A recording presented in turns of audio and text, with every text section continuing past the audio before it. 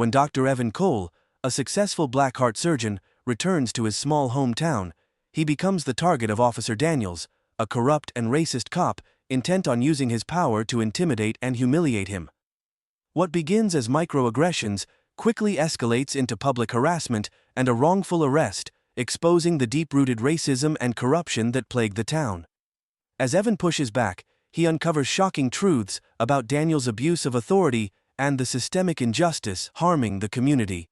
Tensions rise as Evan refuses to back down, forcing the town to confront its darkest secrets.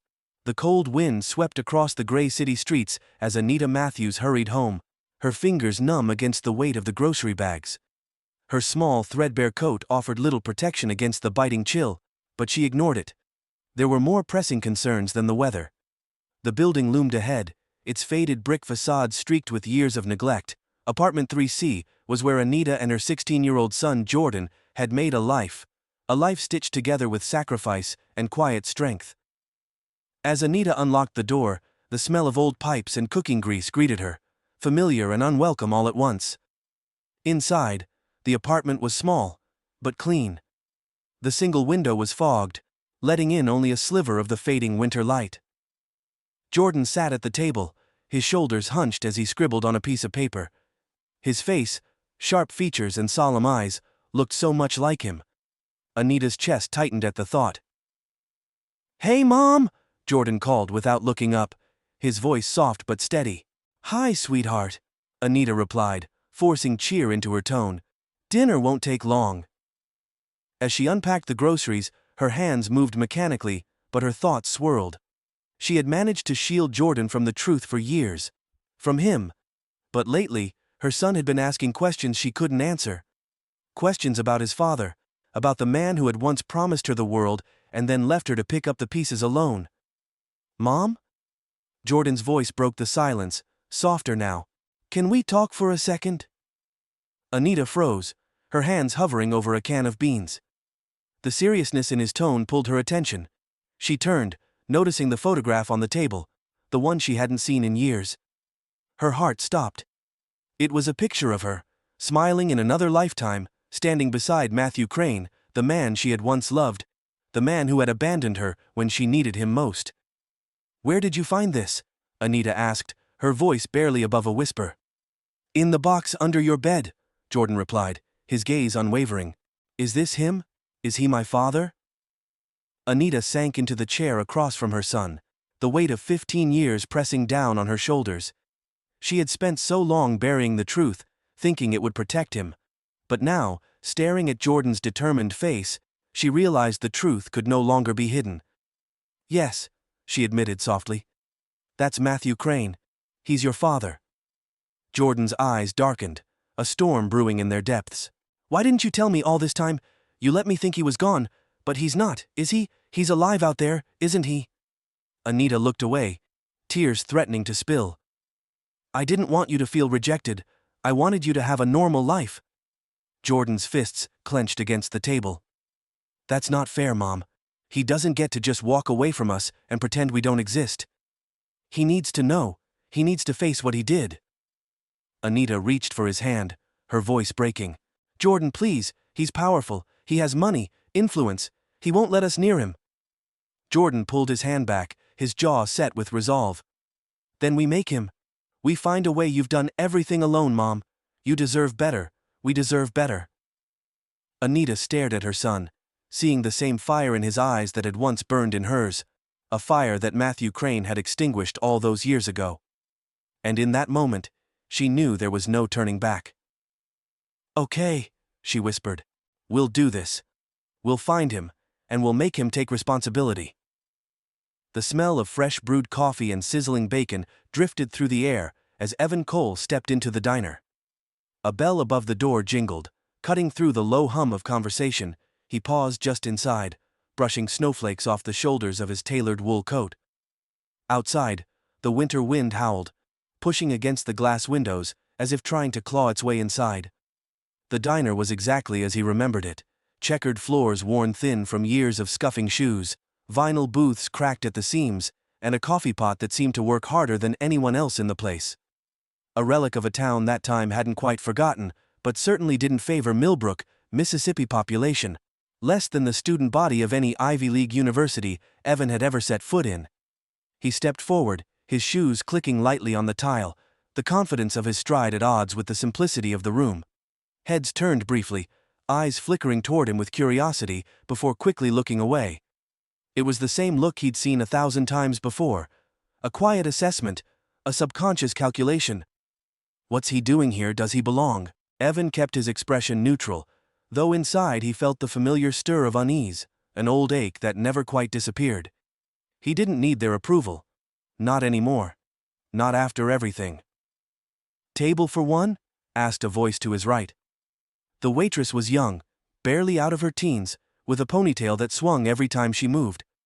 She offered a polite smile, though her gaze lingered on his coat, on the subtle, expensive cut of it, and then drifted to his watch, a stainless steel Patek Philippe.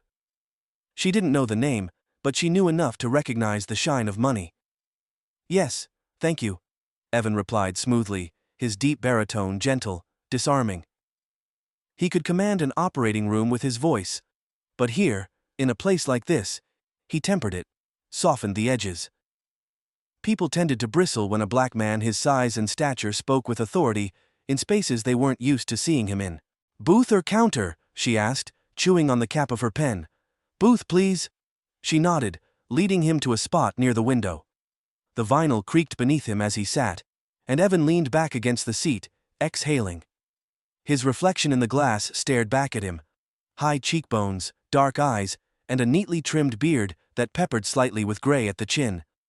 He looked good for 43, or so people often told him, but Evan hardly noticed anymore.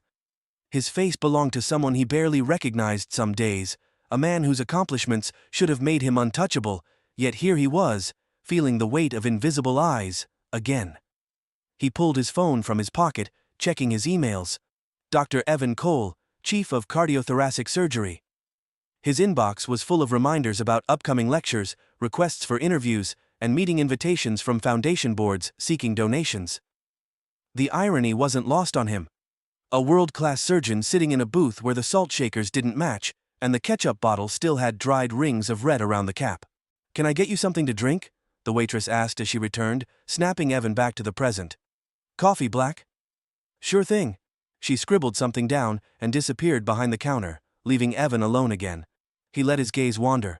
The diner was half full, mostly regulars, he assumed old men nursing their third cup of coffee, women chatting about nothing in particular, and a family with 2 squabbling kids who looked like they belonged to the only teacher Millbrook's public school had left. At the far end of the diner, a group of 3 men sat huddled together, their voices low but sharp as they exchanged muttered words and laughter. Evan caught one of them glancing his way, twice. But the man quickly looked away both times, his mouth curving into something that wasn't quite a smile. Evan's spine straightened instinctively. The waitress returned with his coffee. "Here you go, sir," she said, setting the steaming mug down carefully. "Ready to order?" "Just eggs and toast for now, thank you." "You got it." She gave him another polite nod and moved on, leaving Evan with the lingering title she'd unknowingly dropped. "Sir." It was funny how a single word could mean everything or nothing, depending on how it was said. He hadn't been a sir when he'd come back here years ago, as a lanky teenager with 2 big ambitions and second-hand clothes. To Millbrook, he'd been Evan Cole, the boy whose father fixed cars for a living and whose mother cleaned other people's houses. The boy who thought he was better than everyone else because he studied late and dared to dream of leaving. And now, he was still just Evan Cole to them. Only now, the name carried weight they didn't know what to do with. He stirred his coffee absently, his mind wandering to why he'd come back at all. It wasn't like Millbrook had anything left for him. His parents were gone. The house he grew up in had been sold years ago, bought for next to nothing, and flipped into something unrecognizable. He had returned out of obligation, an old promise he'd made to himself, to check in on the town. Maybe contribute to the struggling clinic. Maybe try to give back. But part of him wondered if he was here to punish himself instead. "Fancy coat like that don't keep you warm enough?" one of the men called out suddenly. The voice wasn't loud, but the tone carried, sharp enough to silence the nearby chatter. Evan looked up slowly, his fingers still curled around his coffee cup. The man was in his late 40s, heavyset, with a trucker cap that didn't quite hide the receding line of his hair. He sat with his elbows on the table, smirking over a plate of half-eaten pancakes. "Excuse me?" Evan asked, his voice calm, measured. "I said," the man drawled, louder this time, "fancy coat like that don't keep you warm enough, you been shiverin' like a leaf since you walked in." A flicker of laughter rippled across the table, the other two men clearly entertained.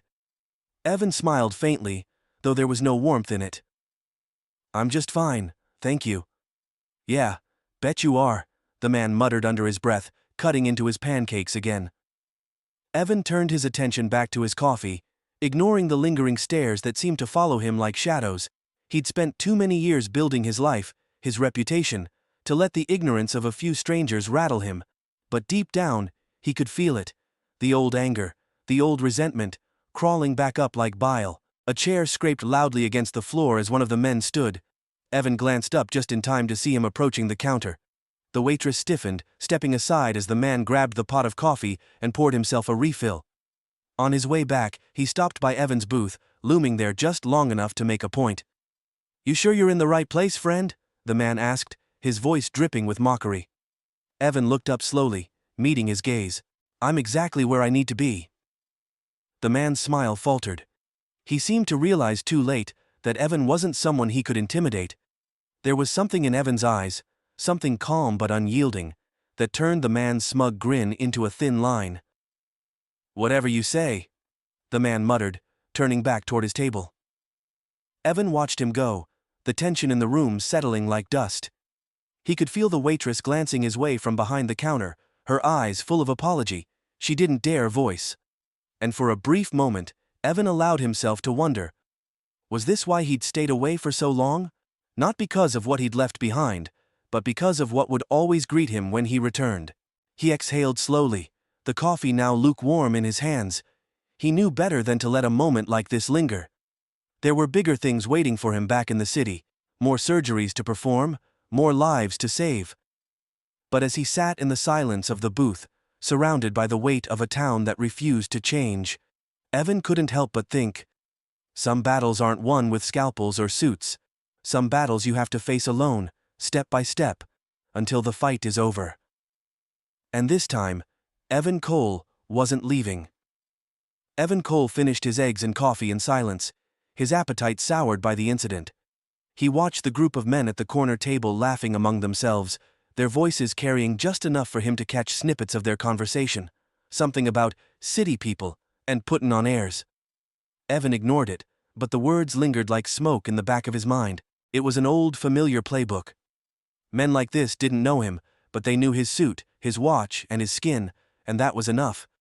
In their eyes, he didn't belong here, not in their diner, not in their town, and certainly not at a table by himself, sitting as if he owned the place. Evan signaled for the check. The young waitress came quickly, her face flushed with embarrassment. "I'm really sorry about that," she whispered, her voice barely audible over the clatter of silverware. "They're regulars. They're just like that." Evan's lips curved into a small, tired smile. "Don't worry about it," he said gently, pulling cash from his wallet. He slid a crisp $20 bill onto the check, leaving a generous tip. "Keep the change." Her eyes widened. "Thank you, sir." Evan rose, feeling the men's eyes on him again as he made his way to the door. He forced himself to keep his movements slow, deliberate. There was no reason to rush, no reason to let them see that their attention affected him at all. As he stepped out into the cold, he released a breath he hadn't realized he'd been holding. The tension eased slightly as the wind hit his face, fresh and biting. He had barely made it 2 steps when he heard the voice behind him.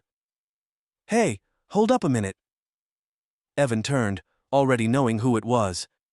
The man with the trucker hat was standing in the doorway of the diner, hands shoved into the pockets of his worn jeans. The man squinted at Evan, a smirk curling on his lips. "You forgot something, buddy." Evan's brow furrowed. "No, I didn't." "Sure you did." The man stepped forward, holding up his empty hand like he was about to hand Evan something invisible. "You forgot to say, thank you, for the hospitality." The way he said it, hospitality, dripped with mockery. Behind him, the other two men stood just inside the diner, grinning like a pack of hyenas waiting for a signal. Evan clenched his jaw, fighting the heat that bubbled in his chest. He wanted nothing more than to snap back, to tell the man exactly what he thought of his pathetic attempt at intimidation. But he didn't. Instead, he forced his voice to remain calm, measured. "I don't think I need to thank you for something you didn't offer." The smirk vanished. For a moment, the man's eyes darkened, his jaw working like he was chewing on a piece of gristle. "What did you say?" "You heard me?" Evan replied coolly. He turned to walk away. "Yeah, that's what I thought," the man muttered behind him, loud enough to be heard. "Guy comes in here acting like he owns the place, like we're supposed to roll out the red carpet just 'cause he's got money. Who the hell does he think he is?" Evan kept walking, his shoulders stiff with restraint. "Don't turn around. Don't give them the satisfaction." He reached his car, a sleek black sedan that stuck out on this street like a polished gem among gravel, and pulled the door open. He paused, looking down at the reflection of his face in the tinted window. His hands trembled slightly, anger simmering just beneath his skin. He climbed inside, letting the heavy door shut out the wind and the voices. For a moment, he sat there in the quiet, gripping the steering wheel with white-knuckled hands. He let out a slow breath, forcing the tension from his shoulders. These moments had become familiar over the years, times when his presence alone seemed to spark discomfort, hostility even. No matter how much he accomplished, no matter how hard he worked, there was always someone waiting to remind him that to them, his success didn't matter. He closed his eyes, allowing the quiet to settle. "They're small people. Evan, let it go." He'd spent a lifetime learning to let it go. The drive into town was uneventful, though Evan couldn't shake the feeling that the incident at the diner had unsettled him more than he cared to admit. His destination was Millbrook Community Hospital, a modest facility that served the county's small population. It had once been a lifeline for his family, back when his mother had struggled with chronic illness. The building had changed little over the years, white brick and faded lettering over the entrance, but Evan knew its resources were stretched thin. He parked in the small lot and stepped out, walking toward the doors inside. The smell of antiseptic and stale air greeted him, mingling with the low hum of activity. A receptionist looked up from behind the front desk, her smile polite but guarded, as her eyes skimmed over him. "Good afternoon," Evan said, approaching the counter. "I have an appointment with Dr. Ridley." The woman's smile faltered slightly. "And you are?" "Dr. Evan Cole." She blinked, as if she hadn't heard him correctly. "You're Dr. Cole?" "Yes," Evan replied, his tone firm but polite. He watched her struggle to recover, to smooth out the confusion on her face. "Oh, I'll let him know you're here." She picked up the phone, her voice dropping as she murmured into the receiver. Evan pretended not to notice the sideways glances she kept casting at him. He was used to this too, the look of disbelief that came when people saw his face and couldn't reconcile it with the title that followed his name. A few minutes later, a short balding man in a white coat appeared, his hand outstretched, and a wide smile on his face. "Dr. Cole, it's a pleasure to finally meet you." Evan shook his hand, his grip firm. "Good to meet you too, Dr. Ridley." Ridley gestured for him to follow. "Let me show you around. We're grateful you made the time to visit. A man of your caliber doesn't often find his way to places like Millbrook." There it was again. That quiet implication, the unspoken question. "Why would someone like you come here?" "I have roots here," Evan said simply. Ridley nodded, though Evan could tell the man didn't quite understand. "Well, we could use all the help we can get. Our funding is drying up, and the board has been dragging its feet on approving new equipment. You'd be amazed at what we're still working with." They walked through the hallways, Ridley pointing out rooms and rattling off statistics about patient volume and resource shortages. Evan listened, nodding occasionally, but his attention was drawn to the hospital staff. Nurses and orderlies moved briskly past them, but more than a few slowed their pace as they caught sight of him. Some looked curious, others looked wary. A handful avoided eye contact altogether. By the time they reached the staff lounge, Evan felt the weight of those stares pressing against his back. He wasn't here to impress anyone, he wasn't here for their approval. But still, the energy in the building was palpable, and it gnawed at him. Ridley paused by the door, lowering his voice. "I'll be honest, Dr. Cole, some folks here can be a bit set in their ways. Small town thinking, you know. But they'll come around. They'll see what you're bringing to the table." Evan's lips tightened into a thin line, set in their ways. It was such a polite way to say the truth. He nodded faintly, though Ridley's words did little to ease the tension coiling in his chest. By the time Evan left the hospital, the sun had begun to set, casting long shadows across the parking lot. He pulled his coat tighter against the wind, his thoughts circling the day's events. He should have felt satisfied. Ridley had been grateful for his visit, and Evan knew his expertise could bring much-needed attention to the hospital, but the weight of everything else, the diner, the stares, the microaggressions disguised as politeness, clung to him like a second skin. As he approached his car, he noticed a patrol car parked across the lot, its headlights on, engine idling. A lone officer sat inside, watching him. Evan's steps slowed. No, not now.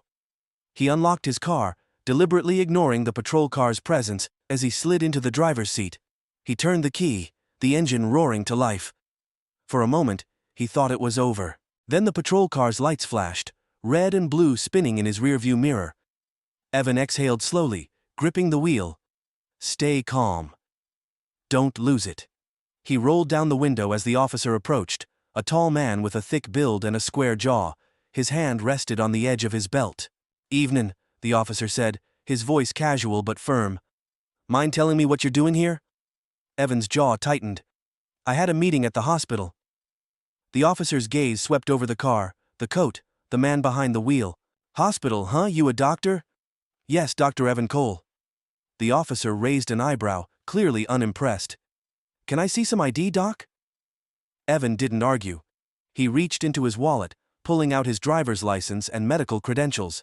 The officer took them, his eyes scanning the documents as if looking for something out of place. "You local?" the officer asked. Evan's voice was steady, though the anger simmered beneath his skin. "I grew up here." "Huh. Well, folks don't usually drive cars like this around here, just making sure everything's in order." Evan said nothing. The officer studied him for another moment, then handed back the ID. "Drive safe, Doc." Evan rolled up the window as the officer walked back to his car, heat burning in his chest. He sat there for a long moment, staring at the horizon, as the sky darkened. Evan Cole sat in his car, hands gripping the wheel, as the patrol car finally disappeared around the corner, its taillights vanishing into the early evening gloom. He took a deep breath, letting it out slowly, the silence around him loud in its intensity. The encounter with the officer, a man he didn't even know, sat heavy in his chest like a stone. He knew better than to let it fester. He'd dealt with this sort of thing for most of his life, rising above it with the same mantra that had carried him through his toughest years. Stay calm, stay focused. They don't define you. But tonight, it lingered longer. Maybe it was because he was back here in Millbrook, where nothing seemed to have changed. Where his accomplishments, Dr. Evan Cole, chief of cardiothoracic surgery, meant nothing the moment he stepped into a diner, a hospital, or a parking lot. Maybe it was because the small-town shadows still felt darker than anything the world beyond had shown him. His phone buzzed, snapping him back to reality. He glanced at the screen, Mitchell Langford. Evan hesitated for only a moment before answering. "Mitchell?" "Evan!" Mitchell's voice crackled through the speaker, carrying its usual gravelly edge. "I heard you stopped by the hospital today." "I did." "You didn't tell me you were back in town." Evan leaned back against the headrest, staring out into the empty parking lot. Mitchell Langford was an old friend, or as close to a friend as one could get in a town like this. He'd been Evan's only real ally back in high school, the one person who'd seen his potential before the rest of Millbrook had decided to write him off. Now, Mitchell was a councilman, an elected official in a town that still fought to pretend progress was just a word. "I didn't think I needed to announce it," Evan replied, his voice calm but edged with exhaustion. "But I'm guessing word gets around." "It does," Mitchell admitted. There was a pause on the line, the kind that came when Mitchell was choosing his words carefully. "I heard about the diner." Evan's jaw clenched. "Already?" "News travels faster than truth. You know that I don't want you to think, well, that you don't belong here." Evan gave a humorless laugh. I stopped thinking that a long time ago. Evan. Mitchell's tone turned serious. You know how people are here. They'll push until you push back, and when you do, they'll make it look like it was your fault. You need to be careful. Careful, Evan repeated, his voice colder now. Careful about what's sitting in a diner and eating my breakfast, driving a nice car, walking into a hospital with a title I earned? I'm not saying it's right, Mitchell said, his voice low and urgent. But you're shaking the hornet's nest just by being here. I'm hearing whispers that Officer Daniels is already sniffing around. He doesn't like people making waves. Evan's heart skipped at the name. Daniels. The same officer who'd pulled him over years ago when he was just a teenager walking home from school. Back then, Daniels had been nothing more than a patrolman with a mean streak. Now word was, he'd been promoted to chief. That man doesn't need a reason to sniff around, Evan said, his voice tight. What does he want? I don't know yet, Mitchell admitted. But I'm telling you, keep your head low. Evan sighed, pinching the bridge of his nose. Mitchell, I didn't come here to make trouble. I came to see how I could help the clinic, the hospital. They're falling apart, and the people here deserve better. Mitchell's voice softened. I know, Evan. I know you're here for the right reasons, but not everyone's going to see it that way. The next morning, Evan stood in front of Millbrook Community Center, its peeling white paint and faded sign, a testament to years of neglect. He was meeting the hospital board, at least those who hadn't found an excuse to avoid him. He hoped to discuss the potential for outside funding, ways to modernize their outdated systems. A surgeon of his caliber bringing new ideas should have been welcomed with open arms. Instead, when Evan walked into the meeting room, the air felt cold, heavy with unspoken tension. 4 board members sat at the long folding table, their eyes flickering to him with guarded expressions. At the head sat Walter Branson, the hospital's director, a heavy-set man with a face like a thundercloud. Dr. Cole, Walter said, as Evan approached. Thank you for joining us. Thank you for making the time, Evan replied, extending a hand that Walter shook without enthusiasm. I'm looking forward to discussing how we can improve the hospital's facilities and resources. Walter nodded tightly. Yes, well, let's begin. Evan launched into his presentation, outlining ideas for securing grants, partnerships with larger healthcare networks, and attracting new doctors. He spoke with practiced confidence, his voice clear and steady. He'd given presentations like this to far larger and far more skeptical audiences. But as he spoke, he noticed the board members exchanging glances, some of them leaning back in their chairs, their arms crossed. When Evan finished, Walter cleared his throat. That's all very ambitious, Dr. Cole. It's practical, Evan corrected him. With the right connections, the hospital can access millions in funding, but it starts with people willing to push for change. Walter's frown deepened. And you think you're the one to push for it? Evan met his gaze evenly. I know I can help. Another board member, a thin man in a plaid blazer, spoke up. Look, Dr. Cole, we appreciate what you're trying to do here, but Millbrook doesn't need big city fixes. We do things our own way. And your own way is driving this hospital into the ground, Evan replied, unable to keep the edge from his voice. Walter's face darkened. Careful, Dr. Cole. I'm being careful, Evan shot back, his calm cracking. This isn't about pride or tradition, it's about the people you're supposed to be serving. Walter's chair scraped loudly as he stood. I think we're done here. Evan stood, his pulse pounding. Is this about my ideas, or is it about me? Walter's eyes narrowed. If you're implying something, I don't need to imply, Evan replied. It's clear that my presence is the problem. The silence that followed was deafening. Finally, Walter turned to the others. This meeting is adjourned. Evan stared at them, feeling like he'd hit a wall. He turned and left, each step a sharp echo in the quiet hallway. By the time Evan reached his car, his hands were shaking. He slid into the driver's seat, gripping the wheel as his anger simmered. You should have expected this, but expecting it didn't make it sting any less. Suddenly, the blare of a siren split the air. Evan froze, turning to see a patrol car pulling up behind him, lights flashing. His pulse spiked. Daniels. Sure enough, the driver's door opened, and Officer Daniels stepped out, his bulk unmistakable in the winter light. He swaggered toward Evan's window, his expression smug. Evan rolled down the window slowly. "What's this about?" "License and registration," Daniels said, his voice clipped. Evan handed them over without a word. Daniels glanced at the ID, then back at him, his eyes glinting with something sharp and mean. "Dr. Cole." "Huh. Fancy title." Evan forced himself to remain calm. "Is there a problem?" "Your car matches the description of one seen speeding near the diner yesterday," Daniels said flatly. "Mind stepping out?" Evan's stomach dropped. "Speeding? I wasn't speeding." "Step out of the car."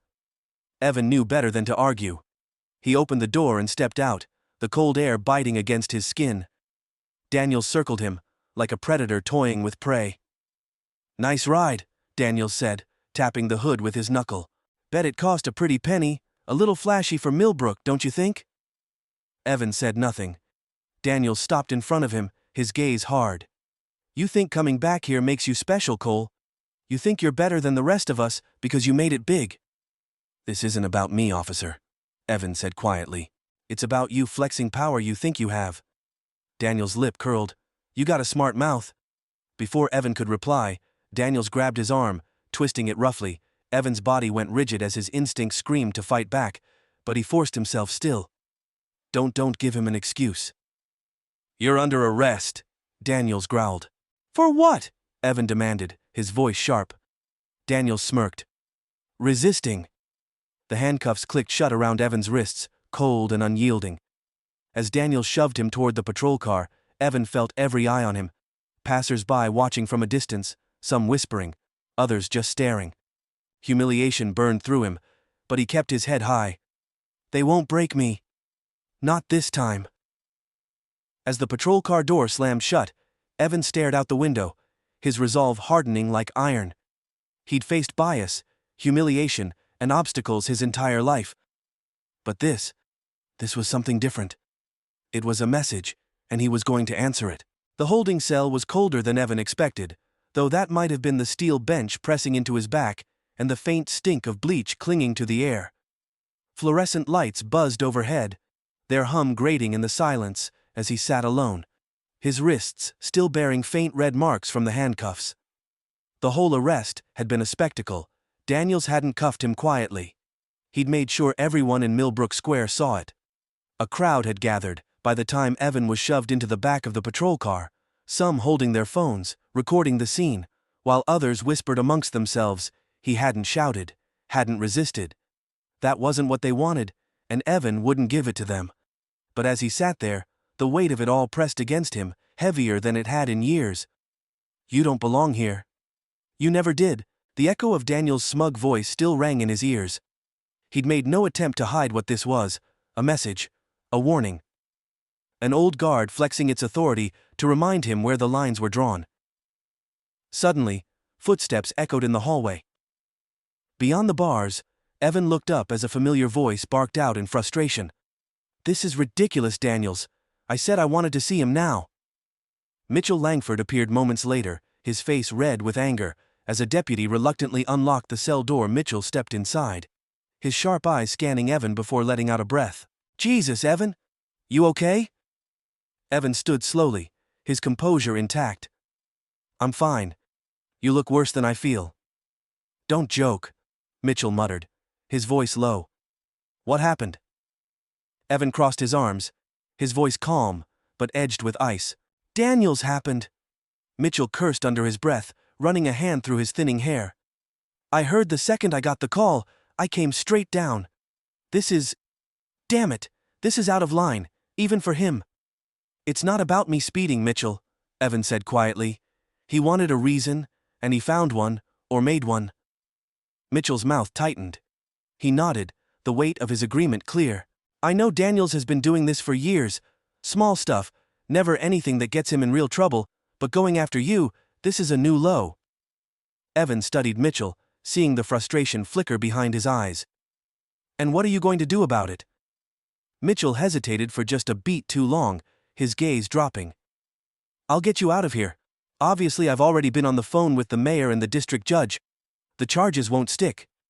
"That's not what I asked." Evan's voice cut through the room, sharper now. "I asked what you're going to do about him." Mitchell looked at him, his face drawn. Evan, you know how this works. Daniels has been entrenched in this town for a long time. He's got half the police department backing him, and the other half is too scared to stand up. Evan shook his head, stepping closer. And you're the one councilman in this town who might actually do something. But you're still scared, aren't you? Mitchell flinched. I'm not scared. You're afraid of what will happen to you if you speak out. You're afraid of losing your seat on the council. And you're afraid because you know that Daniels represents more than just one corrupt cop. He represents this entire system. You keep propping up because it's easier than tearing it down. Mitchell's jaw tightened, his face flushing. Evan, you don't understand. I understand perfectly. Evan's voice was low but firm. I've spent my whole life understanding. The two men stared at each other, the silence crackling like a live wire between them. Finally, Mitchell looked away, exhaling through his nose. Let me get you out of here first, then we'll talk. Evan stepped back, letting the tension bleed from his shoulders. Do what you need to do, but I'm not going to sit quietly and let this go. Mitchell nodded, though his shoulders sagged as he left the cell, his voice muffled as he spoke to the deputy outside. Moments later, the cell door groaned open, and Evan stepped into the hallway. An hour later, Evan sat in the passenger seat of Mitchell's car, watching Millbrook roll by through the window. Mitchell's knuckles were white on the steering wheel as he broke the silence. What do you want me to say, Evan? That Daniels is a bastard. He is. That he's using his badge to intimidate you. He is. But I can't change this town overnight. Evan turned to him. Then don't change it today. Start small. Push for an investigation into Daniels' record, call out what you know is wrong. Mitchell didn't respond, and Evan's frustration boiled over. What's it going to take, Mitchell? Do you need to see me dragged out of another car locked up for longer next time, or worse? That's not fair, Mitchell snapped. I'm trying. You're not trying hard enough. Mitchell pulled the car to a stop outside Evan's hotel. He turned to face him, his voice quieter now. You can't fight this alone, Evan. Maybe not, Evan said, opening the door. But someone has to start. Back in his room, Evan paced. The faint light from the street lamps outside bled through the thin curtains, throwing shadows against the wall. He'd spent years building a life beyond Millbrook, a life no one could touch, no matter how hard they tried. But this was more than personal now. His phone buzzed, breaking the stillness. Evan snatched it up. It was an unfamiliar number.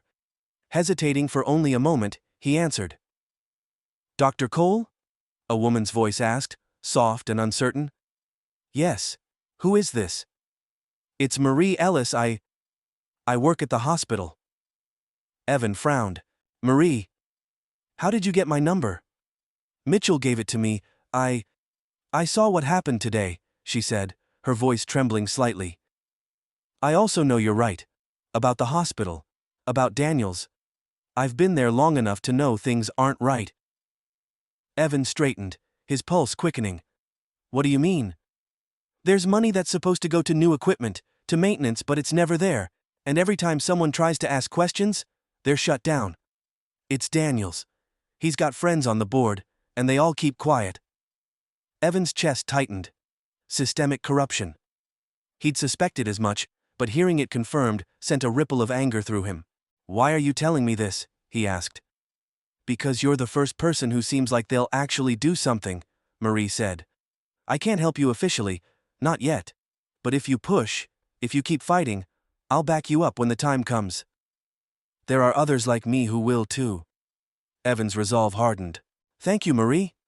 He hung up and sat down, staring at the phone in his hands. The pieces were starting to fall into place. Daniels wasn't just a petty bully with a badge. He was a cog in a larger machine, one that thrived on silence, intimidation, and complacency. If Evan wanted to change anything, he'd have to expose all of it. The next morning, Evan stood outside the courthouse steps, his breath fogging in the crisp air. A small crowd was already gathering. Reporters, townspeople, and familiar faces from Millbrook who had heard whispers about the doctor who wouldn't stay quiet. Mitchell approached, looking uneasy. You sure about this? Evan turned to him, his face calm but resolute. You said I can't fight this alone, then stand with me. Mitchell hesitated, then nodded, a hint of something like pride flickering across his face. Let's do it. Evan stepped up to the courthouse steps, facing the small crowd as microphones and cameras turned toward him. My name is Dr. Evan Cole, he began, his voice steady. I grew up in this town. I left because I thought I could find something better. Now I'm back, and I see that the same systems that held people like me down are still alive and well here in Millbrook. I was arrested yesterday, not because I broke the law, but because a man with power decided to use it against me, and that man, Officer Daniels, represents more than just corruption. He represents what happens when people in positions of authority are allowed to operate without accountability. The crowd murmured, and Evan saw faces shifting, some with discomfort, others with curiosity, and a few with agreement. I won't stand by and let it continue, Evan said. I'm calling for a full investigation into Officer Daniels' conduct and into the corruption that has poisoned this town for far too long. I know the risks. But I also know this. Change doesn't happen when good people stay silent. A beat of silence hung in the air before the crowd erupted with questions, reporters shouting over one another. Evan held his ground, his eyes scanning the faces in the crowd. And then, from across the square, he saw him. Officer Daniels stood at the edge of the gathering, his arms crossed, his face set in stone. But his eyes were locked on Evan, sharp and cold. It was a warning, a promise. But Evan didn't look away. The air in Millbrook Square felt charged, thick with the kind of tension that pulled people toward conflict, like moths to a flame. Evan Cole stood tall on the courthouse steps, his words still hanging in the crisp morning air. But all of his focus narrowed on the figure standing across the square, Officer Daniels. Even in the crowd, Daniels seemed to loom larger than life. His broad frame cast a shadow that stretched far beyond his physical presence. Arms crossed over his chest, chin tilted upward in defiance, Daniels' eyes locked onto Evan's like two burning coals, cold and alive all at once. The crowd rippled with murmurs as Daniels started forward, his polished boots thudding against the pavement with deliberate weight. Some people instinctively stepped back to give him room, as if sensing the storm about to break. Mitchell Langford shifted beside Evan, lowering his voice urgently. Evan, don't let him bait you. He's here to make a scene. Make you the bad guy. I'm not backing down, Evan replied, his voice steady, his gaze never leaving Daniels. Not now. Daniels ascended the steps slowly, his smirk wide, calculated, a predator confident in its position. Stopping just a few feet away, he looked Evan up and down, as though deciding how best to tear him apart. Big speech, Doc, Daniels drawled, his voice loud enough for the crowd to hear. Real inspiring stuff. What are you trying to prove, that you're better than the rest of us? This isn't about me, Evan shot back, his voice clear and even. It's about accountability. It's about people like you using their authority to intimidate and destroy lives. Daniels let out a short, sharp laugh, shaking his head like he couldn't believe what he was hearing. Authority?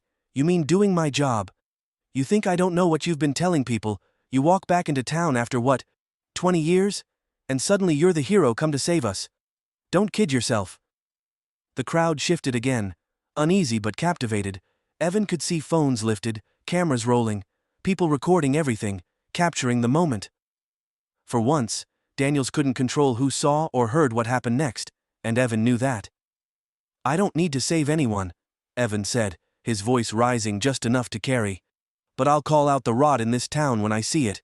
You've bullied people here for decades, people too afraid to speak because they know what happens if they do. Daniel's jaw twitched. You don't know anything about this town about me. Oh, I know plenty, Evan said, stepping closer, the space between them charged like a live wire. I know you arrested me under false pretenses. I know you've used your badge to target anyone who threatens your power, and I know you've lined your pockets while places like the hospital fall apart. A gasp rippled through the crowd. Daniel's face turned crimson, but he covered it quickly with an oily smile. Lined my pockets? He sneered. Careful, Doc. That's slander. Is it? Evan challenged. The money meant for the hospital is unaccounted for. People have started talking. Daniel's people, who've been afraid to speak for too long, and now it's going to come out. Daniel stepped closer, his face inches from Evan's now, his voice a low, venomous growl. You're making a mistake, Cole. No, Evan said softly but firmly. The mistake is yours. You've underestimated the people in this town. You thought you could intimidate them forever, but not anymore. Daniel's composure cracked then, a flicker of rage bleeding through the mask of control he wore so well. His voice dropped low, just for Evan. You think you've got me cornered? You think anyone here's gonna believe you over me? I am this town. Evan didn't blink. Then this town deserves better. Daniel's fists curled at his sides, knuckles white. For a brief moment, Evan thought he might lash out, right here, in front of everyone. But Daniels wasn't that reckless. Not yet. Instead, he turned sharply on his heel, looking over the crowd, as though reminding them all who held the power. You all hear this? Daniels bellowed, his voice dripping with mockery. This man comes here to tell you we're broken, that I'm the problem. I've been protecting this town my whole damn life, while he was off playing hero in his fancy city hospitals, pretending he's better than the rest of us. Evan stepped forward, reclaiming the moment before Daniels could fully twist it in his favor. Protecting the town, by pulling over kids for walking home at night, by arresting people who threaten your power. You call that protection? The murmurs in the crowd grew louder now, shifting. Daniel's control over the narrative was slipping. Evan could feel it. You don't belong here, Daniels barked, pointing a thick finger at Evan. You never did. Evan's voice rose, unshakable, as he addressed the crowd. That's what he wants you to believe. That's what people like him have always wanted you to believe. That you don't belong unless they say you do. That standing up for yourself makes you the problem. I won't let that stand anymore. For the first time, Daniels looked unsure, the crowd no longer on his side. People whispered, eyes darting between Evan and Daniels, and phones were still rolling, capturing every word. You think you're gonna win this? Daniels spat, his voice lower now, meant only for Evan. You don't know what you're messing with. Evan met his gaze, steady and unwavering. I know exactly what I'm dealing with, and I'm not stopping. Daniels stared at him, his eyes dark and unreadable. Then, without another word, he turned and strode down the courthouse steps, shoving past people who scattered out of his way. His patrol car roared to life a moment later, its tires screeching as he sped away. Evan watched him go, his heart pounding in his chest, though his expression remained calm. Daniels was shaken, but not beaten. Not yet. Mitchell approached cautiously as the crowd began to disperse, people still buzzing with what they'd witnessed. That was something, he said. You just called out the most powerful man in this town, in front of everyone. It needed to happen, Evan replied, though his voice was quieter now. But this isn't over. Mitchell frowned, his brow furrowed with worry. Daniels isn't the type to walk away quietly. You've put a target on your back, Evan. I've had one my whole life, Evan said simply. What's another? Mitchell sighed, rubbing his face. Look, I've been making calls. I'm going to push the council to investigate the missing funds, but Daniels is dangerous. Evan, be careful. I will, Evan said, though deep down he knew caution alone wouldn't be enough.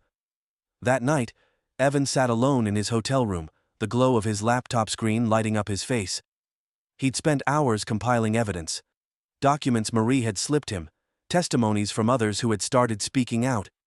It was enough to warrant an official investigation into Daniels, enough to shine a light into the dark corners he'd hidden in for so long. But the fight wasn't over yet. Evan's phone buzzed on the desk.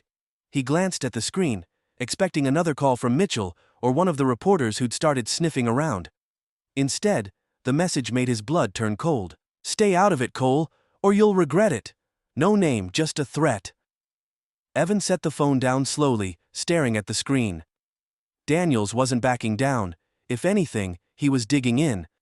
But threats wouldn't stop Evan now, not after how far he'd come, not after seeing the cracks finally form in the walls Daniels had built. Evan leaned back in his chair, his heart steady despite the threat. You started this fight, Daniels. I'm going to finish it. As the clock ticked on, Evan knew the next move had to be his. Daniels had power, allies, and the kind of influence that didn't break easily. But Evan had the truth, and tomorrow, he'd make sure the whole world saw it. The rhythmic creak of the old courthouse doors cut through the silent morning air.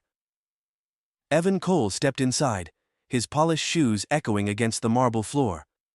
The building was empty, except for a handful of staff, quietly setting up for the day, unaware of the storm about to break. Evan's heartbeat matched the measured pace of his steps as he climbed the grand staircase, his jaw set with quiet resolve. At the top of the stairs, Officer Daniels stood waiting. It wasn't coincidence, it wasn't luck. Daniels had planned this. The officer leaned against the banister, arms crossed, his hulking frame blocking the hallway that led to the council chamber.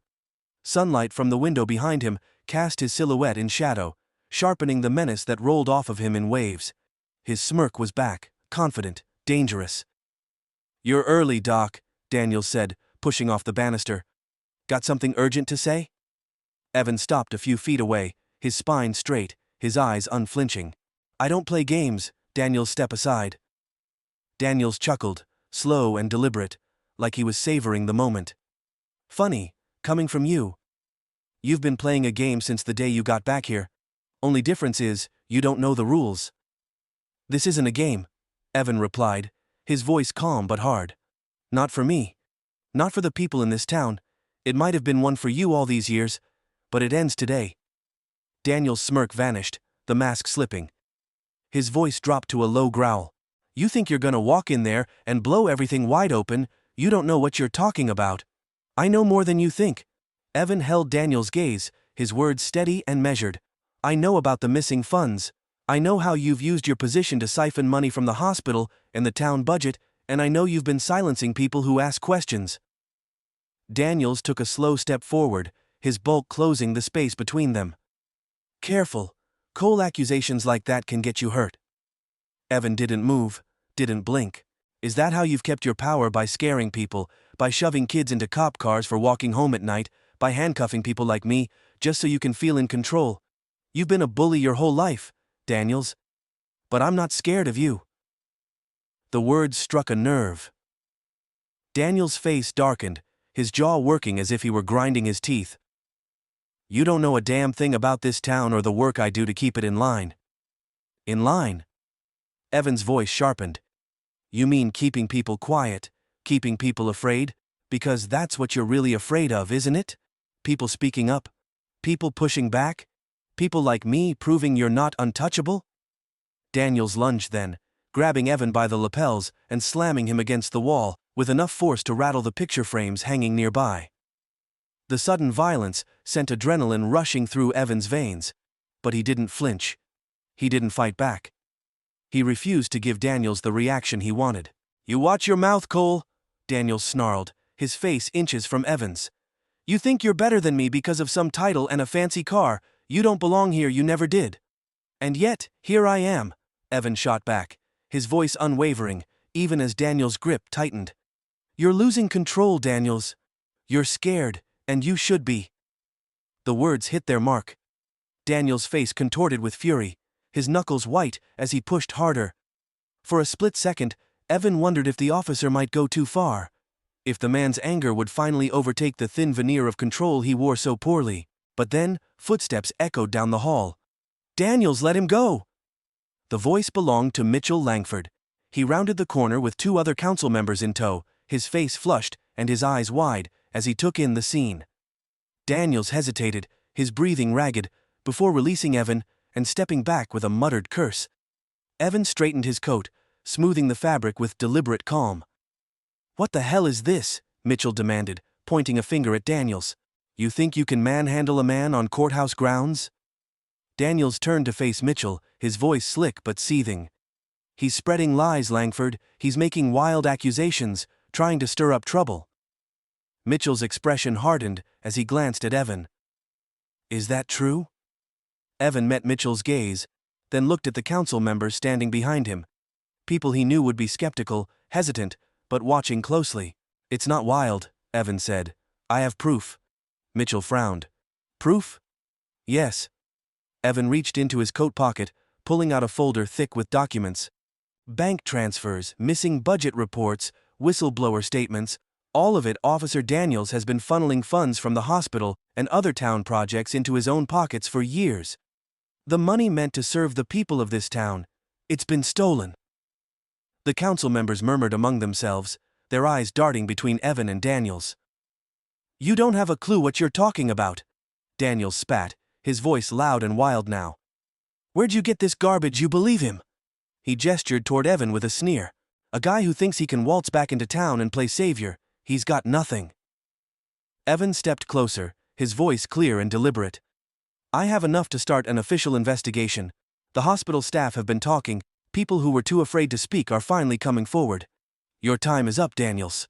You arrogant! Daniels started, but Mitchell cut him off. That's enough, Mitchell barked, his voice echoing through the hallway.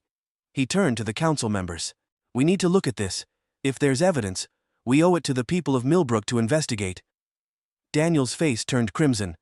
Langford, you can't be serious. He's manipulating you. No, Mitchell replied sharply. I think he's telling the truth. The words landed like a blow. Daniels froze, his shoulders rising and falling with barely contained fury. For the first time, Evan saw something in the man's eyes he hadn't seen before. Fear. Daniels could feel the walls closing in, his grip on the town slipping. You think you've won? Daniels hissed, his voice low. You think you can come here and tear me down? You're playing with fire, Cole. Evan held his gaze, unshaken. If standing up to you burns everything down, then so be it. Daniels opened his mouth as if to retort, but Mitchell stepped forward. You're done here, Daniels, go home. For a long, tense moment, Daniels didn't move. Then, without another word, he turned and stormed down the hallway, his boots pounding against the floor like distant thunder. The council members exchanged glances, their expressions a mix of shock and uncertainty. Mitchell turned to Evan, exhaling heavily. You'd better be right about this. I am, Evan said simply. The evidence will speak for itself. Mitchell nodded, looking as if the weight of the world had settled on his shoulders. I'll call an emergency meeting. We'll start the investigation immediately. Evan nodded. Though his chest was still tight, Daniels might have retreated for now, but Evan knew the man wouldn't give up quietly. People like him never did. That night, Evan sat in his hotel room, staring out the window at the dim glow of Millbrook's streetlights. The confrontation replayed in his mind on a loop. Daniels' fury, the flicker of fear in his eyes, the promise of retaliation hanging in the air like a blade. A knock at the door startled him. Evan stood cautiously, peering through the peephole. It was Mitchell. He opened the door, and Mitchell stepped inside, his face pale, his voice urgent. Evan, you need to hear this. What?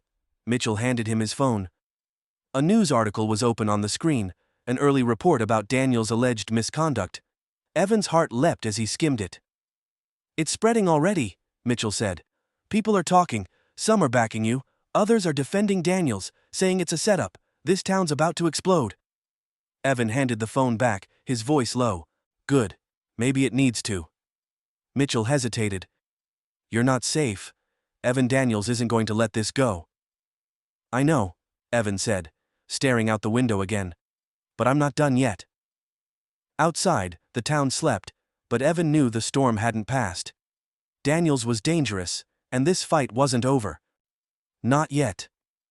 2 weeks after the confrontation at the courthouse, Millbrook was a town divided. The whispers that had once lived in back rooms and quiet corners now roared into full-blown conversations in shops, diners, and even church pews. The name Daniels had become both a symbol and a scandal, of unchecked power, corruption, and intimidation. Evan Cole sat in the back corner of Millbrook's only cafe, nursing a cup of coffee that had gone cold an hour ago. He watched as people came and went, their voices carrying fragments of a town in upheaval. Did you hear they froze Daniels' accounts? Hospital funds gone for years, can't believe it. Knew something wasn't right, man's been untouchable forever. The ripple effect was undeniable. After Evan's public challenge and the evidence he presented to the council, Mitchell Langford had done what so many thought impossible. He forced their hand. An independent investigation was launched, state auditors brought in, whistleblowers protected. What they uncovered shattered whatever illusion of integrity Officer Daniels had left. The official statement came days later. Daniels was placed on leave, his badge and gun stripped while the investigation proceeded. But the damage to his reputation was already done. The evidence spoke louder than even Daniels' bluster could cover. Misappropriated hospital funds, falsified records, years of harassment and intimidation, all tied back to him. The town's newspaper ran the headline in bold black letters. Officer Daniels exposed in scandal. Community demands accountability. On the morning the news broke, Evan stood in the lobby of Millbrook Community Hospital, watching as staff moved through the halls with renewed energy. The tension he'd felt weeks earlier had shifted. People who once glanced at him with suspicion now met his gaze with something different. Acknowledgement, maybe even gratitude. Marie Ellis found him by the waiting room, a warm smile lighting her face. "You did it, Dr. Cole." "We did it," Evan corrected her, his voice steady but kind. "Without you coming forward, without others stepping up, this would have stayed buried." She nodded, a flicker of pride in her eyes. "For the first time in years, people aren't afraid to talk. We'll fix this place now I know it." "Good." Evan looked around, his voice softening. "That's why I came back." Marie hesitated, lowering her voice. "What about Daniels? Have you heard what's next?" Evan's jaw tightened, but he kept his composure. "He's clinging to whatever scraps of power he can. He'll fight this all the way to the end, but the truth's out now. It's only a matter of time." As if on cue, Mitchell Langford stepped into the hospital, his coat still dusted with snow. His expression was one of quiet exhaustion, mixed with triumph. He approached Evan, extending a hand. "Morning," Mitchell said gruffly. "Thought I might find you here." Evan shook his hand, nodding. "How's the council holding up?" "Better than you'd think," Mitchell replied, letting out a heavy sigh. "Most of them are running scared, but they're starting to get it. When the investigation wraps up, Daniels won't have a leg to stand on. They'll strip him of everything." "And the hospital?" Mitchell gestured to the halls around them. "The auditors found a mess. Years of budget holes, back payments that vanished. But state funding's been promised to get us back on track. People are paying attention now, Evan. They're not looking away anymore." Evan let those words settle for a moment, before replying. "Good." Mitchell hesitated, his tone softening. "You were right about all of it. I spent too long keeping my head down, telling myself I couldn't change anything. Watching you stand up, it made me realize I was part of the problem too." Evan smiled faintly. "It's not too late to fix it." Mitchell nodded, determination flickering in his tired eyes. "It won't be easy, but we'll get there." Later that afternoon, Evan found himself at the steps of Millbrook's courthouse once again, his breath misting in the cold air. The square felt different now.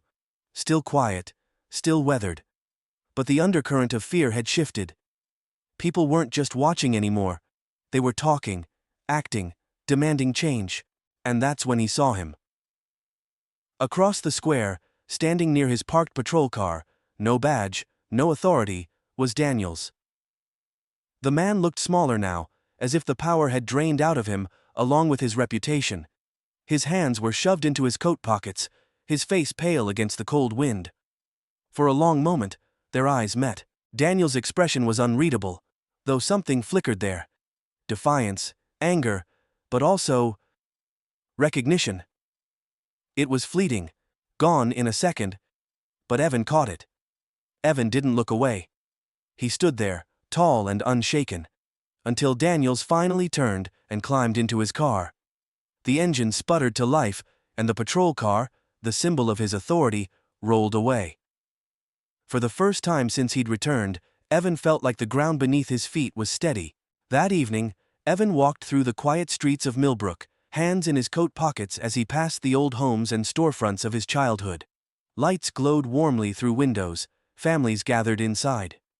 It was a town that had been stuck in time for too long, but now the cracks were showing, letting the light through.